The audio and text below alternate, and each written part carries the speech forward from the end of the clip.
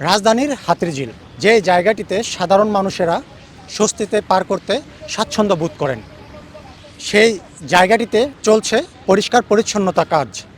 রাজুকের উদ্যোগে তেমনই কাজ চলছে। চলুন জেনে নেই সেই কাজের অগ্রগতি।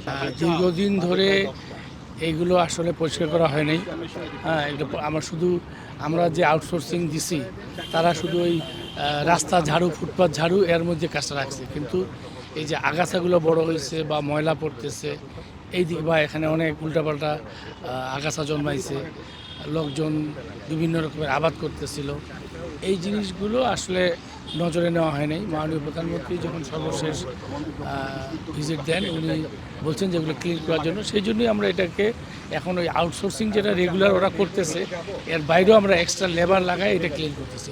একবার যদি আমরা ক্লিন করি তখন আমাদের যে আউটসোর্সিং আছে এটা করতে যে কদিন সময় লাগে, 10 দিন, 15 দিন, 20 দিন যা সময় লাগে, এই কাজটা শেষ হলে পরে আমাদের যে রেগুলার আউটসোর্সিং তারা তখন তাদের রেগুলার মেনটেন্স কাজ করে। কার্যক্রম হলো অলরেডি আমরা লাইটিংয়ের টেন্ডার হয়ে গেছে, ওয়ার্ক অর্ডার তো হয়ে গেছে, মানে নাকি সিসি ক্যামেরা এই দুটো আমরা একদম পুরা হাতিঝিলকে আমরা একদম লাইটিংয়ের আওতায় নিয়ে আসবো এবং সিসি ক্যামেরার আওতায় আনবো। এখন সিসি ক্যামেরা কিছু আছে বাট পর্যাপ্ত না, আমরা টোটালটাকে নিয়ে আসতেছি যাতে এগুলো সিসি ক্যামেরা ছাড়া আর এই লাইটিং ছাড়া অন্ধকার হয়ে যায়, এগুলো অন্ধকারে কিছু দেখা যায় না।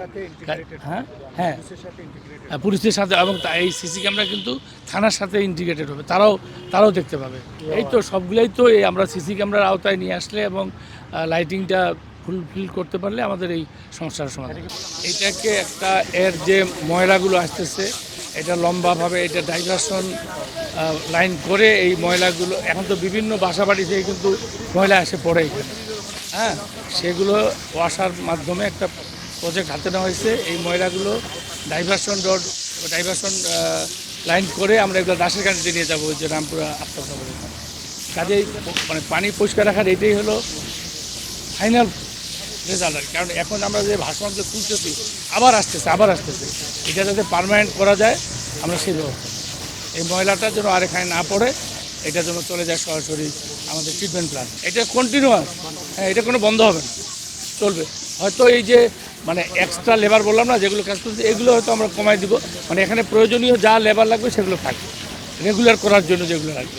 হ্যাঁ, আর ওই জনসাধারণের উদ্দেশ্য হলো সবাই তো ময়লা ফেলে, আপনারা দেখেন যে এই বস্তা এইসব বাসা বাড়ি থেকে আইনা কাঁথা, কম্বল, বালি সব ফেলে।